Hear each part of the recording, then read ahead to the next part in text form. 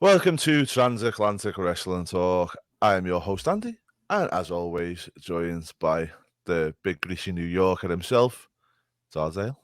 I'm going to do the little Guido under the chin salute. Hello, Andy. Hello, world. I finally wore this shirt for the appropriate occasion. I think I got this back in June, and we always laughed. It's like, wow, beware of dog. When was the last time we watched that? The last time we watched it was back in 1996 for me. For you, 1998? 99 on a DVD, I believe it was, or it might have been a VHS. I can't remember because back in the day over here, we never used to get we used to get all of the main pay-per-views, the big four, live on Sky Sports. But back in '96, we wasn't at the point where we were getting the In Your Houses at this point. It's true, guys. And I remember Andy actually beeped me the other day with a pager that his country ended up just getting. So their technology is a little bit behind, but 143 to you too, my friend. So Yeah. in your house, this is a very, very how do I put this? It's a very it has lore to it because of the circumstances, how this was a pay-per-view done twice, Andy. Yeah, it was, wasn't it? Because there was unfortunately at the building, which is if you're watching this on the network or on the cock if you're over in America, it's the match kinds of lineups are all over the place, aren't they? Because of this, I think. Yes. So it'll be listed as May 26th, which was the Sunday, and then 2 days later, May 28th. So there was two matches that were done on the 26th properly, and then on the 28th was the actual pay-per-view where the rest of it was held. If I recall, this was taken in Florence, South Carolina, and then North Charleston, South Carolina, too. So from the Florence Civic Center and then the North Charleston Coliseum. Small attendance there. If you look at that Tuesday show, if you bought tickets for a house show for a Tuesday, I'm not sure. I'd like to speculate that that was something that was scheduled prior. You lucked out because you had a pay per view on a Tuesday that you were just like, hey, I thought this was a random show. Yeah. Didn't the original In Your Houses take place on a weekday though? Not if I recall. I remember starting on Sundays. They always were. We might confuse it because Taboo Tuesday came out on a Tuesday, and that was something that was I liked. What was that? 2004, maybe 2003, something like that. But I recall the In Your House as always being on Sundays. That's what we always thought of for pay-per-views here. But nevertheless, the card was actually pretty decent when I was looking at this. And one of the taglines before this was actually before this was actually Beware of Dog was it's Vader time. One of our favorites growing up. Yeah. So, so we're just looking up here. So the severe thunderstorm took out power. The main focal point here was the match on my shirt right now was HBK versus the British Bulldog. We'll get into the circumstances later, and I have a hypothesis about this whole Yeah. thing. Well, let's start off then. Let's get going. We're gonna go, guys, just from the what's on the network because we want to talk about what you can actually go and watch. So we're gonna go through this matches as it is on the network, and we'll give you our opinions on them. So first match on the network was Mark Mero versus Hunter Hearst Helmsley. Mark was with Sable, was just getting her claws in at this point. Do you know what?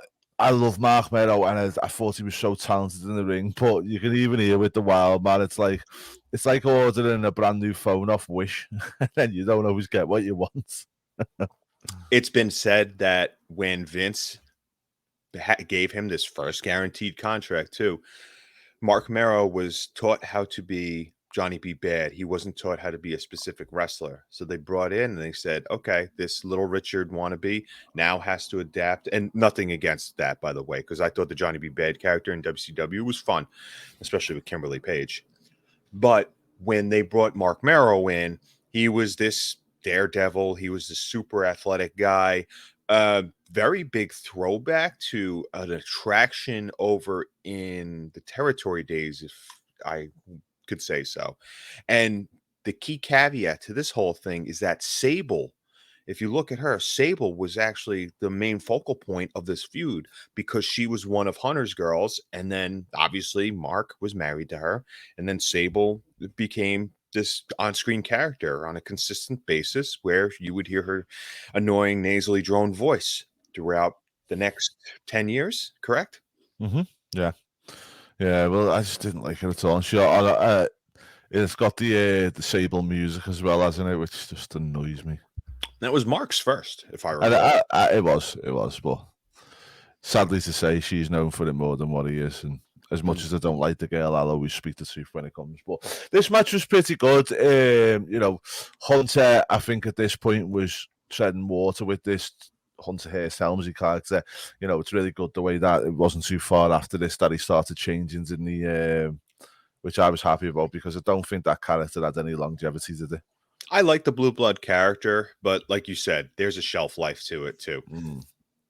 Especially when you aren't really, well, they build him from Greenwich, so I shouldn't really say that.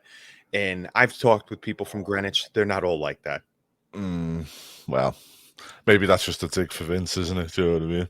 That's true. That's true. Actually, the dig for Vince was VKM in WCW. Was that it? Or VK Wall Street? VK Wall Street. Yeah, VK Wall Street, and then you also have Vincent who Vince made the big first with Virgil, didn't he? Hey, that's 2 pay-per-views in a row that we reference Vincent, and he wasn't in a match. So congratulations, Vince. Virgil's just a legend, isn't he? Garlic sticks. Yep. You can always find him on Hollywood Star selling his autographs on Vince's Star. Yes, with the same scroll up, a former superstar Virgil on there, where he cuts out Ted DiBiase's name. Lonely Virgil, greatest. And also going by his meat sauce. Is that the greatest wrestling meme? Definitely. It's got to be. I would say top tier. Yeah. Well, in this match, it was a really good match, to be fair. I didn't really like the whole story that was going on with it. I thought it was a bit boring and whatnot. But, and also that woman who was the valet wasn't really up to much, was she? She had a bowl haircut. They put a bowl on her. Like somebody made potato salad and said, "Oh, wait, no, shoot, she needs to get a trim." They put it on her hair. And that was nothing. That was like, that's not even a Picasso right there where you look up and you're like, oh, what's going on? Yeah. Hunter had better though, didn't he? Yeah, he does. So, but I'd still say Fandango had the hottest chicks. Don't know. I mean, some of the bump and hose that Godfather brought out were very good looking. But I think that I think that Fandango had some of the most athletic, hottest chicks that he would bring out there. I still think Andrade had the best girl with Selena Vega, but that's another story. Well, there we go. We'll talk about that off screen, guys. Oh yeah. Well, Mark defeats Hunter here. Yeah, wasn't really bothered about this match, but I did enjoy the match. I think it was, obviously we know we're all over the place with this whole pay-per-view because of what happens with the storms and whatnot. But the actual, it was all right. It wasn't good. It wasn't a bad match. It was just, for me, it just didn't really have that kind of wanting to see a factor. Right. Yeah. And but even in '96, the WWE still, or WWF at the time, still had a really good way of getting them packages together. But I just didn't think this one it wasn't the package that was the problem or anything like that. It was just the story was a bit meh. Hey, in 1996, this is a time where they're cutting costs. So if you take a look at the production here, you're not going to get all the bells and whistles for the second show at all. It was just a random, so they're just making the best out of the characters that they have here. We're going to go onward, though, to a match that I totally forgot about, and I think you did too. Savio Vega and the Ringmaster, Steve Austin. No. He was Stone Cold Steve Austin at this point. I'm calling him the Ringmaster because he was accompanied by Ted DiBiase at this point. And he was the $1 million champ maybe at that point. And for some reason, I forget why the initial feud happened. Maybe it was because Jim Ross said, put these two together, they'll have great matches. And they did. Yeah, they did. And do you know what? As I've said to you a lot of times on this program, Savio Vega, I've always had a soft spot for him, and I never knew why. And then I don't know whether guys will watch Backlash by now, actually, because it'll be well done and dusted. But seeing Savio last night, I was just made up. I was like, "Way!" And the pop that he had too. Yeah, that was some pop that he had. Him and Carlito last night, just impressive. Yeah. But Savio was always a solid mid carder, and I think with Savio is he kind of knew where he was on the card. He was happy with it, and there was no nonsense out of him. He just always done the job, didn't he? Yeah. Yeah. Yeah. And I like the finish to this match. I really did. I'm a fan of Caribbean strap matches. For the people that don't know, maybe you have to slap each corner and again, consecutively. We've talked about maybe we'll touch up on another match that we loved as far as Caribbean strap matches go in the future, but I like the concept of it. It's one of those gimmick matches that totally to me makes sense because it's a test of strength more or less than in other contexts, in other matches, I should say, because it's like, all right, well, now I got to pull him away. So you really see a lot of, how do I put this? A lot of pantomiming, a lot of overreactions just to get the crowd going and just to have you backed by the crowd saying, oh, no, don't reach that fourth corner. There's a lot involved in it, too. And that's why I like these types of strap matches there. Mm. Yeah, yeah, and yeah, it's totally different than like the Texas Bull Rope match and whatnot, isn't it? You know what I mean? Which is good. I like that stipulation of the four corners. The one thing that I do like about it is the finish. The finish was really good, where Stone Cold's got it wrapped around his neck. He's dragging him round in true heel style. But what he doesn't realize is Savio's touching him behind him as he's going. And what did you think of this finish? And then Savio obviously gets pulled, but in the end, it was Austin who beat himself, really, wasn't it? Yeah, it was great. And it's a good way to put over the heel, great way to put over the baby face. You're not making the heel look terrible. And it's a nice little send off for Ted DiBiase, which never made sense as a manager. Meanwhile, he's 6'5" and he's bigger than half the talent on the roster. Um, this is it. The stipulation was if Savio loses, he's the driver for Ted DiBiase. If Savio wins, Ted's gone. Well, Ted's gone. Contract's over. We'll see you Hmm. in WCW as you manage the NWO and then the Steiner brothers for a little bit.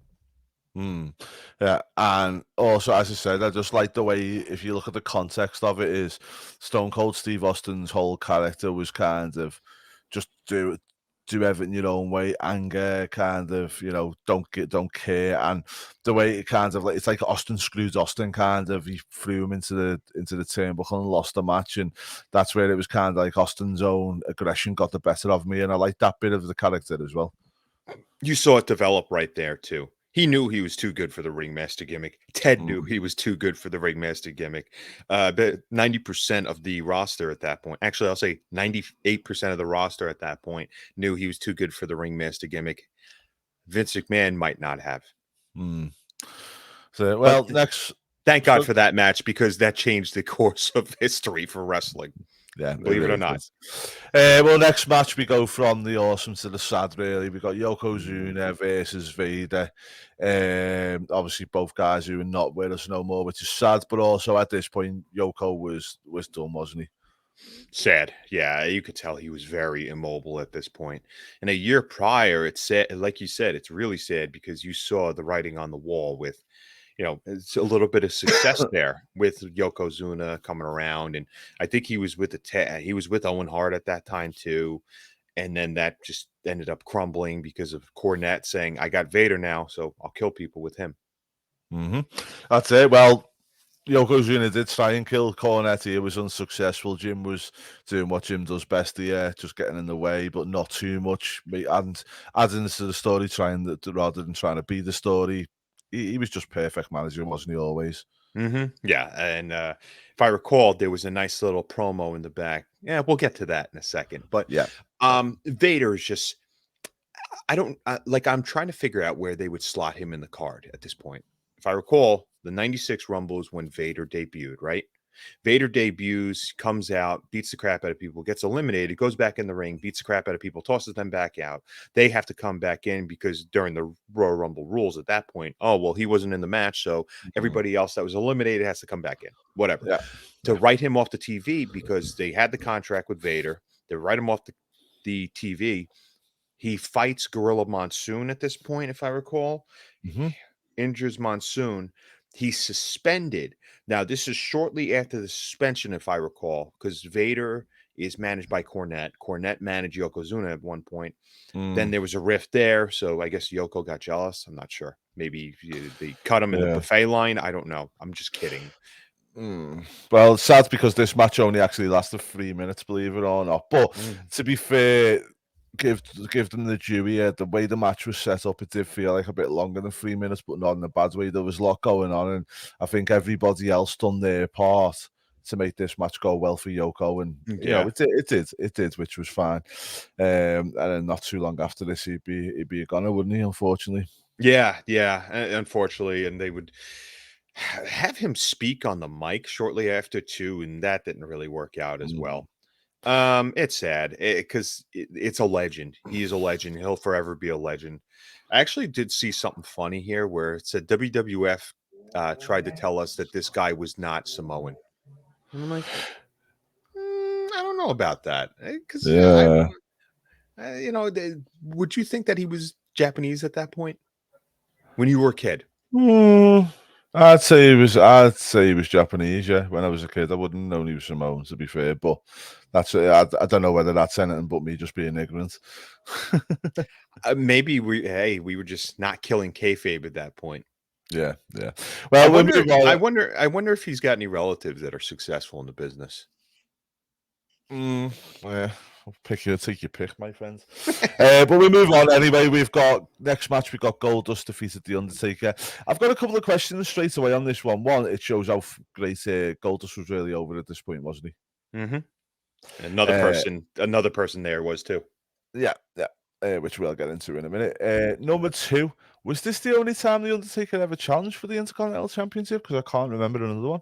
You know, it's so funny that you mentioned that because I heard Goldust coming out, and like you and I talk about to the crowd here, we don't watch these, like we don't see the card until we actually watch the show. And I remember seeing the footnote of IC title for Goldust, and I said, "Oh yeah, he was the champion." Wait a minute, did Undertaker ever go for this belt at any point in time? No. You're right, Andy. He did not ever challenge it. I don't think he ever won it, if I recall. I think he was just shot straight to the main title picture at that point. After that, in the beginning of his career, then he just was this mystical creature that was having these random matches against people as a babyface. And at this point, he challenged for the Intercontinental title for the first time, if I recall. Yeah. And this is it. And it just boggles my mind that this was the only time that he ever, I guess, did he request this? I'm not sure. Yeah, I'm not too sure, but it just shows how much Goldust is over. Now, the only thing that with The Undertaker, I believe he did take part in a winner-takes-all tag team match that includes the Intercontinental Champion. I think that was the only other one that he done. Who was his partner? Kane. Oh, okay. Oh, and was it Austin and Rock or Austin and Mankind that were he was against? I believe it was. I can't remember. I'm just gonna try and find it now. Austin Dude Love, but Dude Love might have been. It's somebody that had to have had the Intercontinental title in like 98, 99. I would guess. Okay, so it was Backlash 2001. Well, we'll definitely have to do that one. Okay. And the match was two-man power trip, Stone Cold Steve Austin and Triple H. Triple H was Intercontinental Champion, Austin was WWF Champion, and they were against the Brothers of Destruction for the tag team match for the WWF Tag Team Intercontinental and WWF Championship match. So that is heel. Yeah, so that's heel Austin, heel Triple H. Yeah, two-man power trip. Yeah. Wow, that's very cool. So it's amazing to think that we talk about the Intercontinental title as a litmus test for the WWF Championship, and he just surpassed that. Yeah. Well, that's it, isn't it? I mean, I think his character never needed it, but it's interesting to know that this was his only ever singles match that he had for that title. Unbelievable. Yeah. And he lost, which obviously we'll go into because we had another guy that was getting really over at this point, a certain Mick Foley popped in as Mankind. He cost Undertaker protects Undertaker, keeps the title on Goldust, which no matter whether it's a screw job or it's not, the fact that you beat the Undertaker and Mercedes title is still a big deal to you, isn't it? Well, this was a casket match. That's what we forget to mention here. And the casket match, there's been plenty of times where Undertaker has lost the casket matches and other outside interferences have taken place, like I believe it was Royal Rumble 94. Yes, with the Jeff Jarrett where he's leaning on the... Yeah, and then Kato was in there, and I think Tenryu maybe too. Some other people from Camp Fuji coming in there, a lot of the heels, and that's when Crush. Yeah, Japanese sympathizer Crush, because we were at such a war with them. It's funny how 50 years later we're still at war with Japan in wrestling. Good match. Good match. Going into the match here, it was a very good match. Goldust actually lost some weight from when we were talking about like 95 Survivor Series, when he was, it looked like he was just smuggling plums in that same onesie. Now he's fit. Marlena's still looking great out there. She comes out there, which is a surprise because it's a dangerous habitat for Undertaker and Goldust to be wrestling in especially in a casket match. The casket was Goldust's own casket. I love that touch. I thought that was fantastic there. Little thing here. This was the final match on Peacock. This was actually what closed out the show. Yes, it was the same on the network. Yeah, but as I said before, we'll do what matches are on there, but we're going to do our own matches in terms of how we present it, because the next match would have been the main event. It should have been the main event. It was what it was. Because of the lights out, my friend. Overall, though, I enjoyed the action in this. Goldust was a good heel. He was basically, in this wrestling contest, Undertaker is outsmarting, outwitting, but it just looks great because you have Goldust, who is not a short guy, looking like a very fierce competitor, even with the face paint and everything. Yeah. Well, as I say, back then, Goldust was really flying. He really was, mate. I think it was the year before, or was it this year, that he actually fought Roddy Piper at WrestleMania, which shows how well he was looked at. Yes, and he took the title from Razor before Razor ended up leaving. And I think that was probably one of the best things that happened to him, wasn't it? Was the Click going, or Nash and Hall going, because Hall just really didn't like him, did he? Butterfly wings. That's what I call it as. If something happens, it just changes the course of history. So it's kind of amazing because we talk about Goldust, who's still wrestling today, wrestling competitively, wrestling better than 90% of the rosters out there. I should do something with the word 90 or with the number 90 today, because I keep saying it. Well, we'll move on to our main event here. Well, obviously, how did that match end? How did that match end? Well, we said before, Mick Foley come in, cost Undertaker the win. How did he come in? He come through the casket, wasn't he? Yes, they open up the casket door a few times during the match. Then when Undertaker's about to put Goldust in the casket after the tombstone, nice looking tombstone, by the way, Mick Foley comes out screeching as ever, pulling his hair out, being the Mankind depiction that we all love. And I will say it out loud, I like this Mankind better than the Have a Nice Day Mankind. Yeah, and also it was funny because the casket door broke off, and when they were trying to get it on again, they were wiggling it across the side and put it on. Yeah, and he locked it too, right? He locked it. Yeah. And then he's done a good job of fixing it up without you can see he was a pro, Mick, because he just didn't phase him. Dude's a magician with an Allen key. Well, I say that was that one really solid match, and let's move on to our main event. We're trying to keep these formats a little bit shorter, guys. We've had a lot more people viewing and stuff like that off the back of it, so if you like this kind of format, let us know. Thank you. Yeah, and thank you for watching as always. Next one, we had Shaun Micheal versus the British Bulldog. It was with Diana Smith. Clarence Mason pops up, and then Owen Hart, which I actually liked, because we'll go to this promo because Jim Cornette informs that Owen Hart's reached out to the local athletics commission and he has got a license to be a manager, which is brilliant. Yep. He's going to be in the corner of his brother-in-law. and you could just see how they're smiling at each other, having fun with this whole thing. During the back, I think Mr. Perfect was the one conducting the interview at this point. He was, yeah, because he had a bit of a slow with Michaels, didn't he, as he come out? Nobody realized that, and I forgot that took place. And when it did happen, it was a shoot. This should have happened at some point in time. Yeah. A match between Perfect and Shawn Michaels. Whew. Oh yeah. Whew. Stop it. Well, Shawn Michaels comes out with Jose Lothario. Always hated Shawn with Jose. I just didn't get it. Didn't like it. Shawn hated it too. Yeah. Even when Shawn was being a bit of a dick, I just felt it didn't suit. So I'm not really against that whole thing either. I'm not sure what type of compassion or sympathy you would need if you had the Jose Lothario being entered in there, and the Jose Lothario. If you have Jose Lothario inserted in there, I think it was during the training for the Boyhood Dream type of crap going on. And Cornette has even said how badly Michaels at that point treated Jose Lothario. And during a lot of the house shows at that point, Jose would end up facing Jim Cornette in matches. So I thought that was kind of funny too. Yeah. And Jose would actually come out to the Shawn Michaels music. That's funny, that is funny, that. Yeah. But no, this match was really good, to be fair to both of them. Bulldog could go. I don't care what anyone says. I know I'm a bit biased. Obviously, he's the greatest export to come out of the UK since the Dynamite Kid and Drew McIntyre is probably the other two. But he was awesome. He was good in this match. He really was. And I really liked the finish as well. Really liked the finish. Great finish.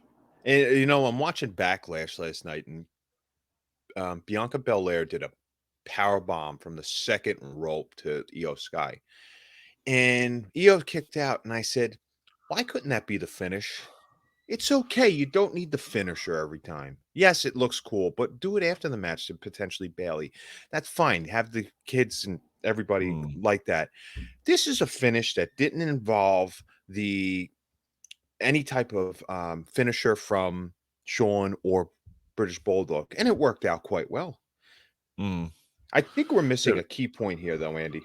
And this was a litmus test for the Attitude Era, for the storyline here. What was the storyline on this, Andy? I don't. Can you tell them? Because I don't want to acknowledge it, because I always thought Diana Hart to me was just Jim the Anvil with a wig on. I think she looks better now. Especially what I mean by that is the fact that she was there when she just shouldn't have been, and she was just taking up camera space. I mean, did we do the match with Brett and Owen in the cage?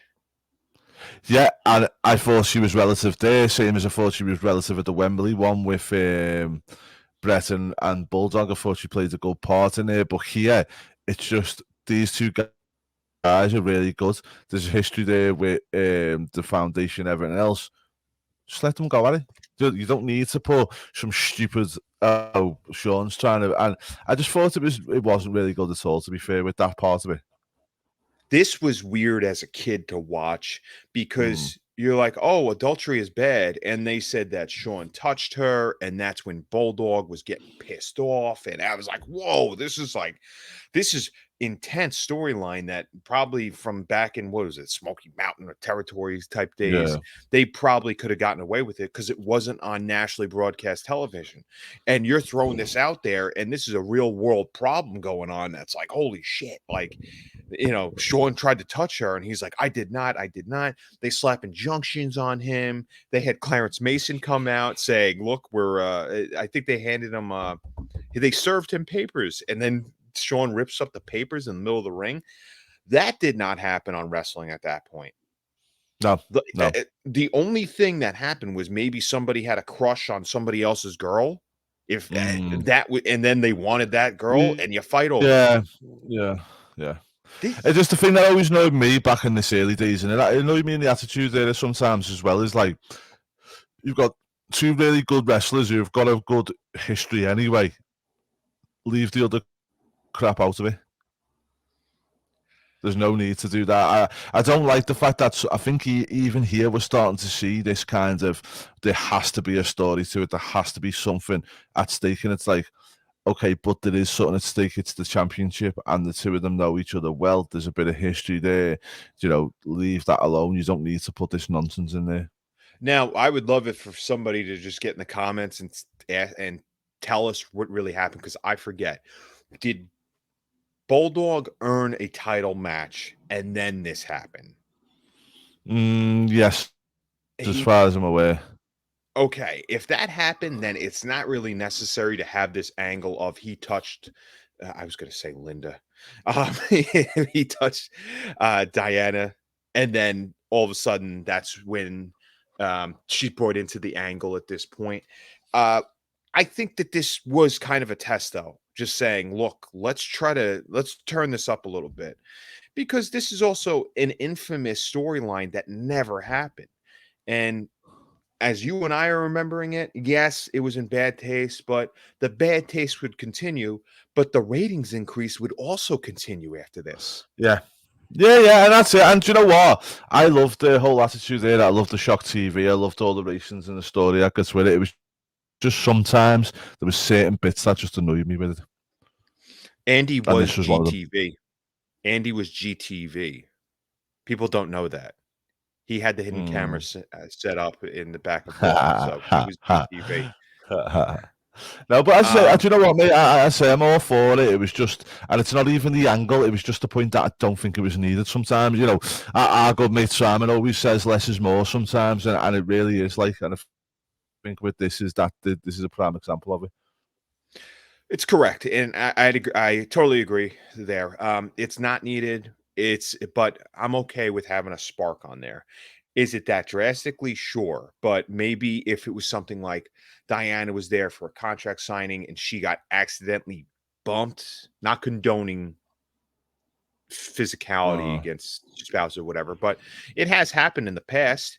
And then let's say she got hurt or something like that. But to go out there and lie about like somebody trying to touch you, mm, that's something that is yeah. very risque, let alone Yeah, wrestling in I 1996. don't think. Yeah, I was going to say I don't think it was that risky back then, though, was it? That it would be now.